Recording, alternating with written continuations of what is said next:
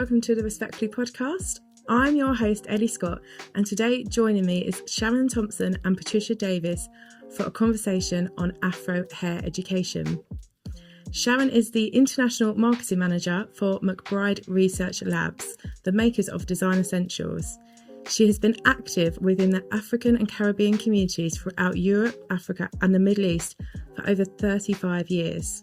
Also serving 35 years in the industry is salon owner Patricia, International Lead Educator for McBride Research Labs, a hairstylist, salon owner and educator. Patricia was one of the expert group members to give advice to Javier to include course delivery on textured hair. Welcome to the podcast. Thank you so much for having us. We're delighted for you to be here, and I know you two have worked together for many, many years. So could you talk us through your journey on how you have got here today, still together? Do you want to start? You can start. So as you said in your introduction, I've been in the industry for over 35 years. But even prior to that, I was active in the community through a weekly Jamaican newspaper that's published here in the UK, which is a weekly offshoot of a daily paper in Jamaica, as their advertising manager. And that's how I came to meet all the hair care manufacturers, because they used to advertise in the paper. So they were my accounts. And one of them headhunted me and said I'd be great for the role of their international sales and marketing manager, a company prior to McBride Research Labs. So I was with them for 15 years, doing pretty much the same thing. The industry has changed a lot, though. And, you know, that kind of fed into my love of anything creative. You know, I actually have a degree in fashion design. And so on the creative side, it was still feeding into that creativity, but giving me a different perspective in terms of influencing change for textured hair stylists, wearers, the industry at large, and being able to influence that as well. And from there, I moved on to another hair care brand, which Patricia was lead educator of there. And that's how we met and started working together. And again, in a similar role, managing their professional range, specifically for professional stylists throughout Europe. And the opportunity came after I had my son and took a little hiatus, where McBride Research Labs approached me because they were ready to launch in the UK first and then on to Europe. Having been in the United States for a number of years, I think 20 years at the time, they were now ready to launch on this side of the water. And so they approached me to be their international sales and marketing manager at the time. Since then, we also have an international sales manager, Joshua Lamotte, who works alongside me. And I poached Pat to come and join me because her expertise is just immeasurable. So that's how we've worked together. And so now, for the last 13 years, it's been a journey and a joy working with McBride Research Labs for their Design Essentials range of products. And, you know, we do a lot, which we'll go through, I'm sure, throughout the region in terms of just empowering the textured hair market, education, and the businesses who specialize in that area as well. Wow, what a journey. How about you, Patricia? Well, my journey kind of mirrors Sharon, because I too started off in the textile industry. Okay. Yeah, and I was in the States for a while, worked for I can't even think of the name of it. It's that long ago. Oh my gosh. 3 decades in and my memory is failing me, but hey ho. And yeah, I started off in the textile, and then I met someone who had a salon, and I wasn't working at the time. And then he suggested, well, why not just go to college? And I thought, still in the creative industry, why not? Yeah. And so there my journey began. And at the time, it was just like at 21, you feel like you started a new journey in your career, but it felt natural for me. And then after I finished my education side, worked in the salon for about a year, and then left and then started my own business. And by starting my own business, was approached by another company, and they came in and spoke to me and then said, oh, I like the way you sound. You sound like you know what you're talking about. And I said, I hope so. And then was poached, worked for them done a delivery at a college in Birmingham, which is now UCB. When I'd done the delivery there, they then said, "Oh, would you like to be a lecturer?" I'm just like, "Okay, why not?" Yeah. And then did my training in education. And then, as Sharon said, met Josh, first met Josh. And then Sharon and I worked together at another hair care company. And then we both left. And then I had a hiatus for 3 years. And like, I'm finished with this. And then I had a phone call from Sharon. I'm working with another hair care company, McBride Research Laboratories. And I'm just like, no, thank you. And then Josh joined, and then the two of them teamed up. And here we are. Reeled you in. Yes, 10 years in, and I'm now with McBride Research Laboratories. And as Sharon said, it's an amazing journey, a fabulous product line to work with, a company that just embraces what we believe in. So yeah, here we are. Wow. How have you seen the industry change over the last 10 years? Oh gosh, it's in so many ways. Just the way information is delivered. Yeah. The digital world, has kind of infiltrated us. Yeah. Now you have AI and all sorts, but it's changed as well in terms of hairstylists beginning to kind of embrace more afro and textured hair, but not enough yet, which is why we're on a mission. Yeah. Because we feel that all hair should be catered to, and everyone deserves to feel beautiful. Also, there's a new generation of hairstylists now who are doing things in their own unique way, and a very good way as well, in terms of how they market themselves, how they brand themselves, how they attract their customers, and the plethora of services that they offer. Yeah. So yeah, it's evolved a lot, and there's been new hair product innovations as well along the way as well that we have seen. How about for you, like actually working as a hairdresser? How have you seen the change? A big change in the sense where, if I look at when I started my business, just over 3 decades ago, advertising was the newspaper, Yellow Pages, Thompson Local, and you're just like, wow, it cost a lot of money. And now, fast forward, as Sharon has just said, you have AI, you have social media, and so your reach is completely different. And for myself, working in a salon, for me, when I look at how clients are obtained, my clientele base has been generations. So mothers, then their daughters, and now I'm seeing their children's children. Yeah. And I don't have to, for myself, work as hard in terms of pushing on social media. Yeah. But that is still another avenue that can be moved into. In terms of education, lockdown changed the trajectory as well. So our reach as a company, it's far more far-reaching because you can sit behind a desk and you can be all over the world. Yeah. And so for ourselves, in terms of what we deliver with our CPD courses, theory can be done online. And so, you have a group of people that are in the room, and you haven't got to get on a plane. So your digital footprint, as they want to say, is more controlled. But then in a practical situation, as creative, you have to have that hands-on. So in that sense, you still are in touch with live people. So changes, good changes and bad changes. But overall, we see great changes in the industry, definitely. You touched on that. People are becoming more aware that they need the knowledge on working on, Afro textured hair.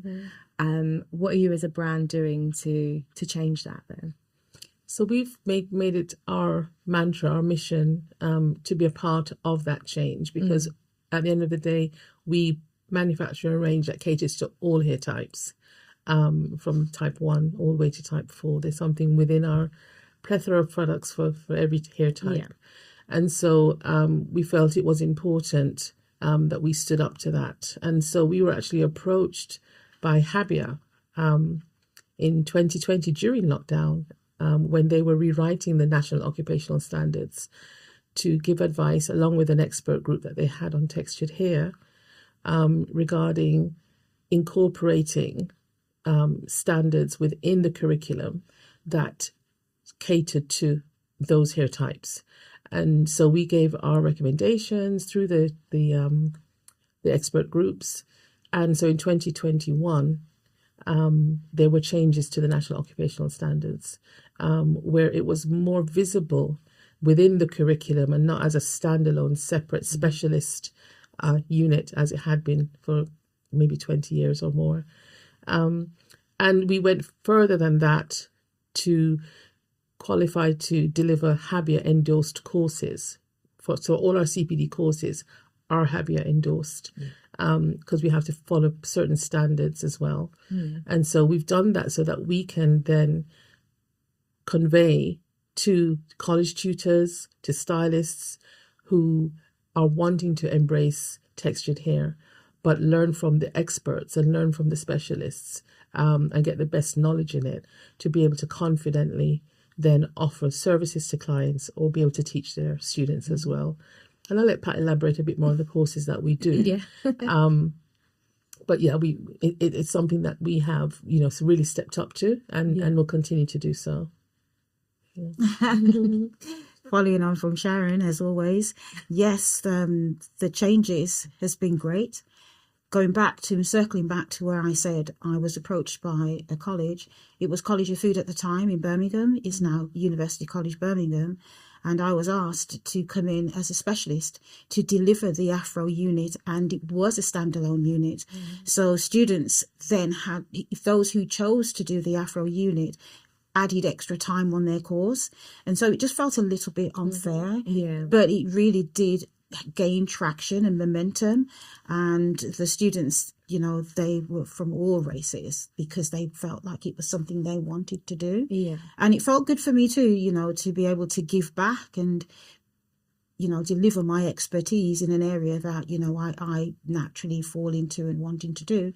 But even though it was an Afro unit, I was still expected to deliver all other courses as well, but Afro texture, called the hair care, was my area of expertise. And so it was a great leap in the right direction. And now, with HABIA and the National Occupational Standards, and wanting it, even more so identified rather than a standalone, it has to be embedded into the curriculum.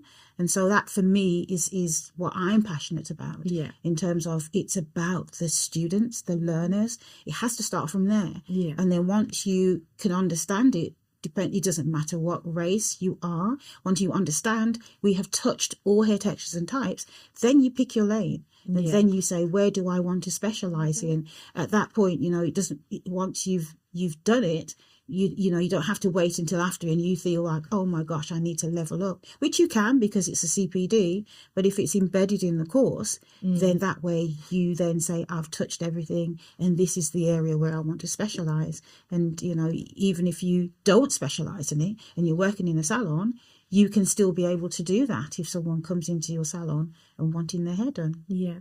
So how does a college go about approaching you for your help? Basically, we reach out to colleges as well as through events that we do or seminars that we do or exhibitions that we do, or sometimes we collaborate with HABIA or with the Association of Hairdressers and Therapists at events. We make connections with them, make contact with them. We show them what we can offer through demonstrations that we do and deliveries that we do. And then they will let us know if they're interested in having us come in to deliver a CPD course. As well as on our Instagram page, we have a link in our bio at Design Essentials UK, where they can easily go on at any time and click on the link in our bio to register their interest for our CPD courses. Okay. Yeah. And then what about, so you obviously have your salons and freelancers. They're everywhere, aren't they? Yeah. So how do your CPD courses translate for them? Do they need to be already a user of the products, or do they train with you and think these work really well, I need to get these? How does it work? It's a mixture of both. So when we have our seminars for hairstylists, invitations go out and anybody's free to register to come to the seminars. And so they tend to see the product in motion, see it in action, see exactly what it can do. And then there's an aha moment, where they may see that, we could be offering these services in our salon, or me as a freelance stylist could as well. And much in the same way, when we do trade shows, like we just came off the back of Salon International, where we met with so many hairdressers and made connections with them, spoke to them about our courses. We had some who are interested that we need to follow through on. And likewise, they can go to our social media page and register their interest. But through our messaging, through social media, we're always sending out the information in our posts as well about our courses. So, we're constantly being contacted. Yeah. And they're not, am I right in thinking they're not kind of set courses? They're like bespokely designed for the salons, that for what they're looking for and what they need. Exactly. Yes, carefully constructed with the help of Sharon.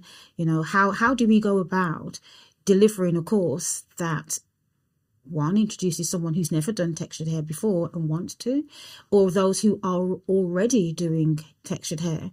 And so what I did is incorporated and worked alongside the curriculum. So if it's taught through the colleges, then the lecturers can see how they can identify how the products fit into how the students do their assessments.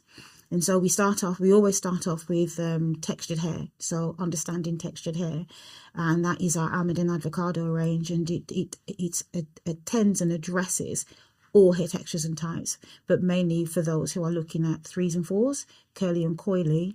And so we start with that, and then we do the art of hairdressing. So we do 3 in initially, but in total we have 6. And so initially we start off with the art of hair, then the art of hair design, and then smoothing by design, and those 3. And then after that they can then choose whether they want to go on and do the advanced. And so as you say, it's curtailed to what they are interested in. So interestingly, I went to a masterclass last week, and it was about Afro textured hair and the lack of education around it. And there was a girl in the audience. She was a white girl, and she said, "I'm really good at box braids, but no one believes me because I'm just a white girl." Do you think is that a thing, just being culturally different, or is it because there's just a lack of education that the trust isn't necessarily there? What do you make of that? I think each hairstylist speaks to their strength. And I suppose even if I was seeking a hairstylist, I want to see what work they've done before. So whether you're black or white, once I can see some images of what you've done, and I say, hey, you can do box, whether you're black or white. It really depends on your expertise. So if I've seen that you have done box braid successfully, it could be even better than somebody who's black, because I personally can't box braid. I can't, I'm not a hairstylist, but I think it speaks to the individual stylist. So it's for them to just be confident in their space, knowing that they can do it, and promote it so that it can be seen and step into that role. At the moment, we obviously have you walk down the high street, you have your salons, and there obviously are some salons that are just for they're black hair salons, aren't they?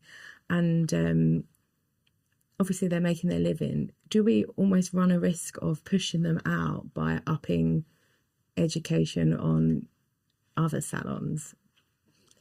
That's a discussion we have all the time. So most salons, they were dubbed Afro-Caribbean salons,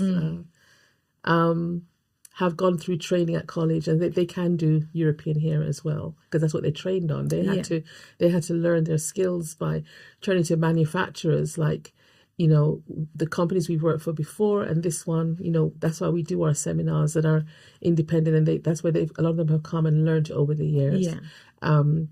And so they can do everything. But at the same time, what we're saying to other hairdressers out there is, okay, the specialism, as Pat said, might not be there for you, that you want to be a specialist in textured hair.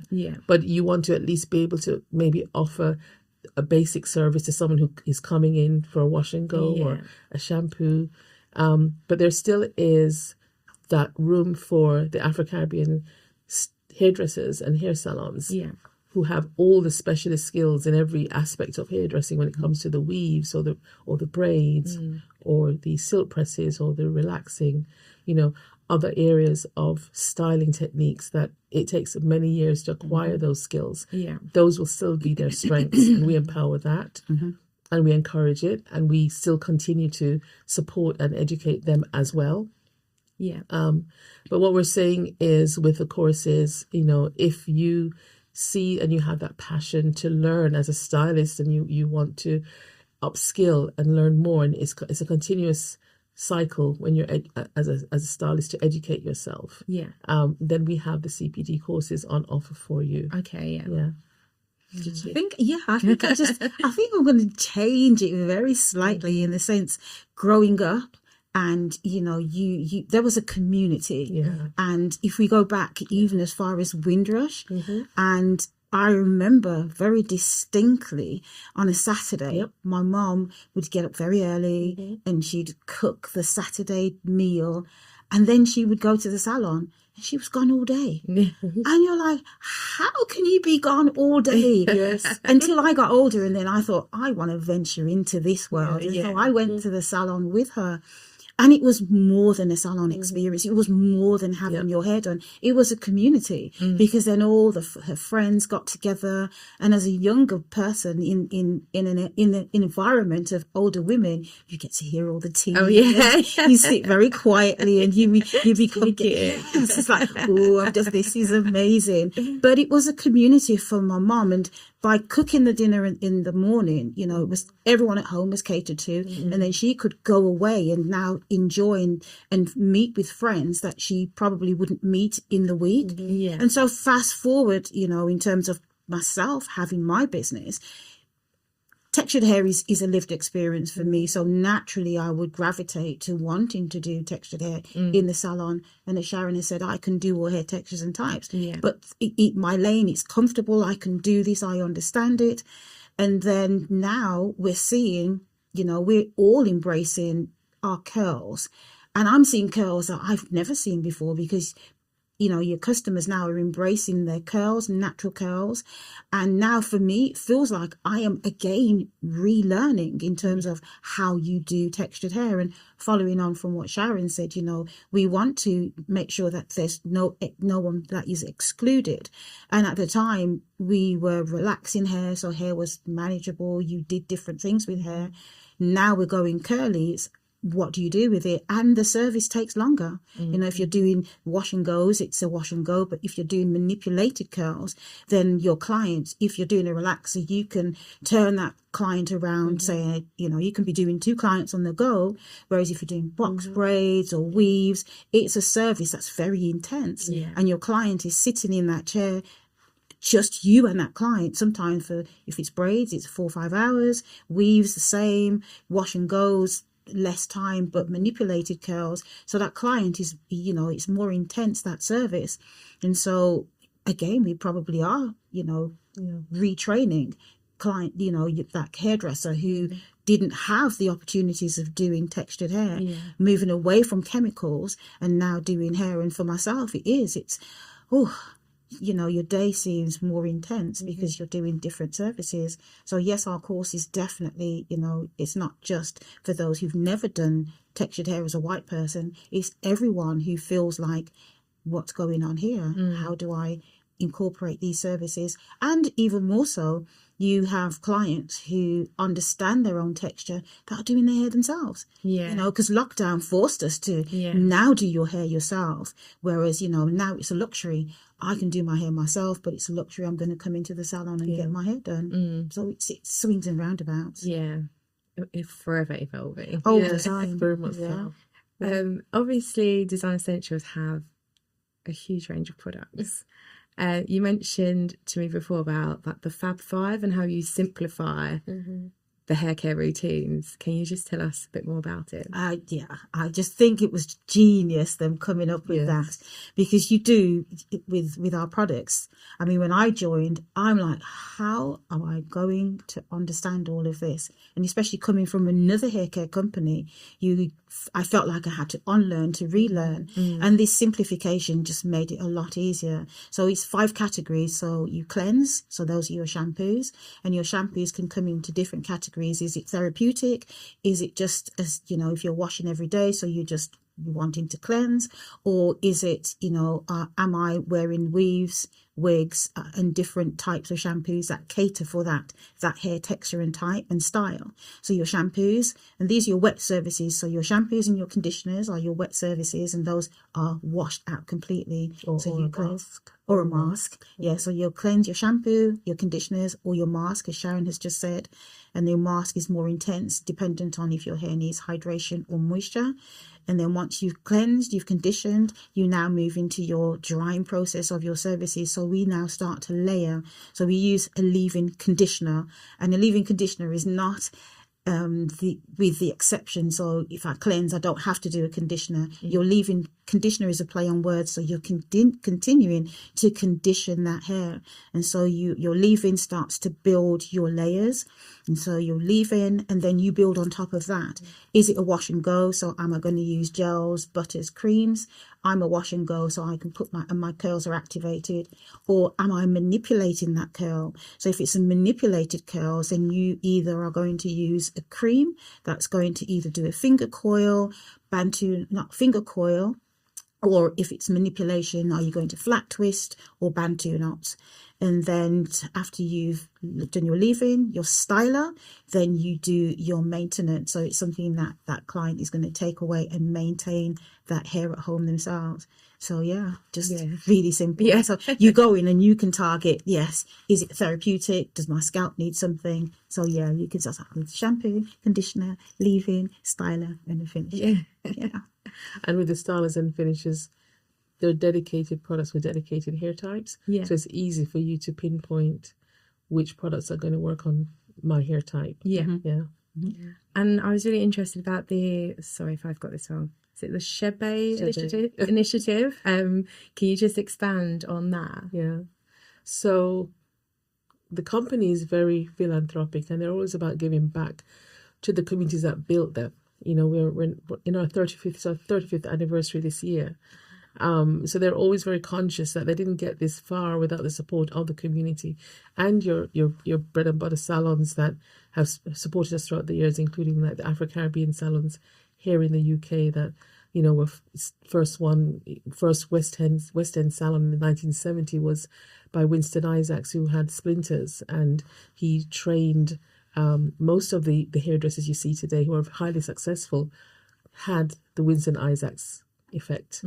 So they're very conscious of supporting the communities, and with the Shebe collection, Shebe powder has been used for centuries in Chad in Africa by the women in the tribes who feed their hair with this Shebe that is grown of trees. It's seeds from a tree, and they blend it with other ingredients that strengthen the hair. And every 2 weeks, as a ritual, they cleanse their hair and they put the Shebe powder into their hair, and their hair grows to waist length, even though it's 4C type of hair. Yeah. So we sourced the Shebe. Shebe's been known in like the French African communities. Yeah. In France, for instance, they know Shebe, and because it's something that they grew up with as well in French-speaking Africa. So we sourced the Shebe in Chad from the Basara tribe of women. And we made it our mission to support that tribe. So with every bottle that's sold of the Shebe collection, which includes a mask, a shampoo, a leave-in, the braid and twist out gel, and a mousse, with every bottle that's sold, 5% goes back to help to build that community and to empower that community. So since we started the initiative now, I think we're in the 3rd year, and we've built water wells. We did our last, I think, the 3rd water well back a bit early part of this year, latter part of last year, and we've put roofs on schools. We've dropped food.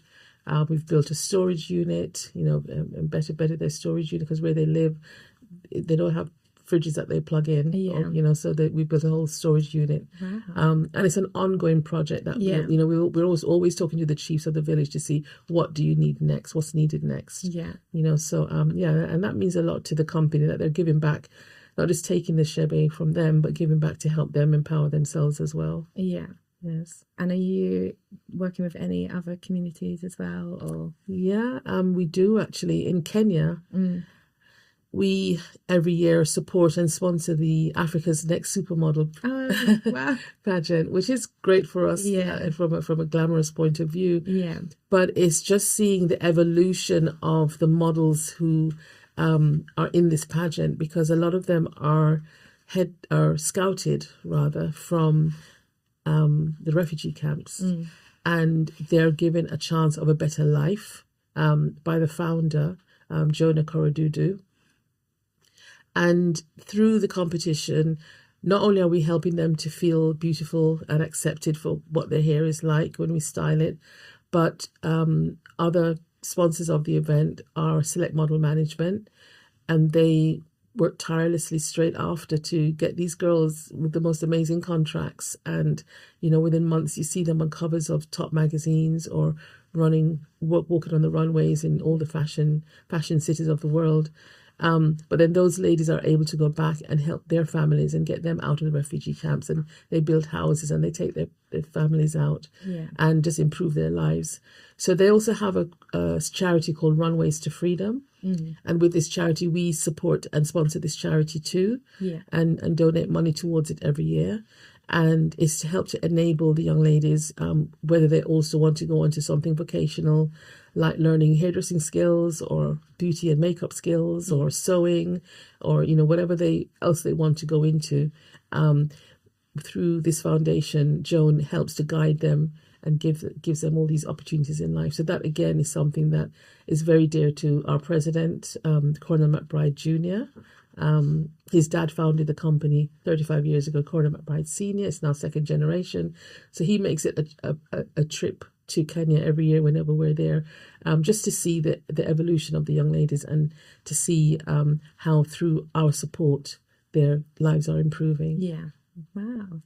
Good work. It's an amazing event to be at, because as Sharon said, you're seeing girls who come in very shy, just heads down, and as we see them transform, and we're physically touching them. And I feel also as hairdressers, we're saying we do more than just hair. We're touching lives, changing lives. You live vicariously through families that come in and all sorts. But it's going to be my third year doing this, and just seeing the winner, just explode. We'll see the winner of last year. It's just an amazing event to be at. And, for Cornell, the McBride Research, who sponsor that.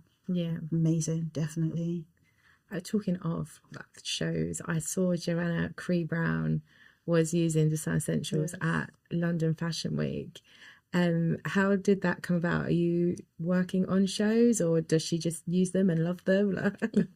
We do work on shows as a team. We have our international artistic team, and they have done London Fashion Week shows, and we do we're doing one actually in Ethiopia in 2 weeks' time. Africa Fashion Collective, reception, which takes place at the Africa Union, and it's part of a huge celebration called Africa Celebrates, where all different trades come in and they have summits and talks at Africa Union on how to expand on trade, and one of those is fashion. So designers come from all over Africa and showcase their most beautiful designs.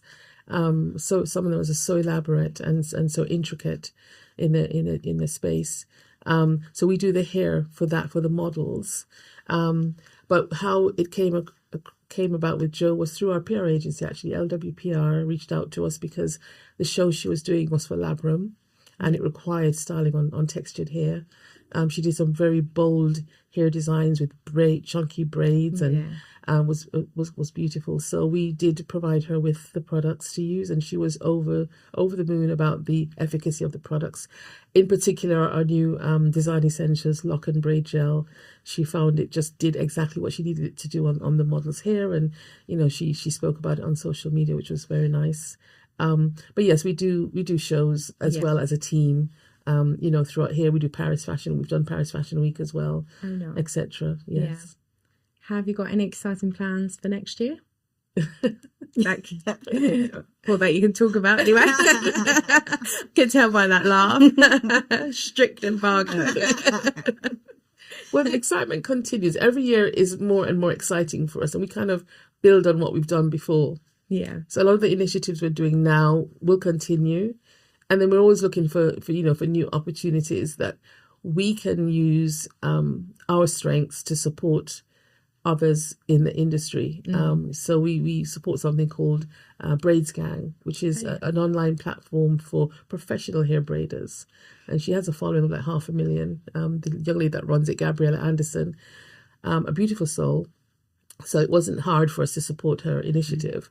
And that's brought us into the whole braids community, who kind of was sidelined as professionals for a very long time.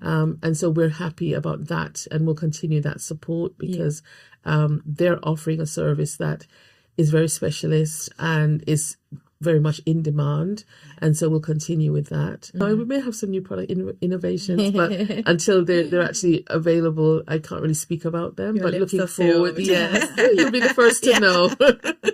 And me the second, hopefully. You'll know when I know. You'll be the first. Yes, so just looking forward to continuing. Our division, we work all of Europe, Africa, the Middle East. So there's a lot that we'll continue to do in Europe as well, and looking to break into new countries in Africa as well. So I'm excited. And then before we go, do you just want to do a little plug on how people can contact you? So they can reach out to us on social media. On Instagram, it's at Design Essentials UK. On Facebook, it's Design Essentials UK. And they can always email as well. SM Thompson at macbrideresearchlabs.com. And Patricia can leave her email address too. And my Instagram is at Sharon Monique T, if they need to contact me personally. Yeah.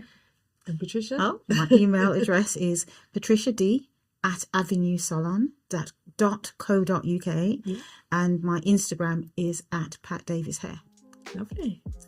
Thank you so much for your time today. Oh, it's been a pleasure. Thank you for having us. Thank you. Thank you, Sharon and Patricia, for joining us this week. If you're watching it on YouTube, please make sure to like this film and subscribe to our channel. If you're listening on a podcast platform, please rate and review. 5 stars, please. Thank you.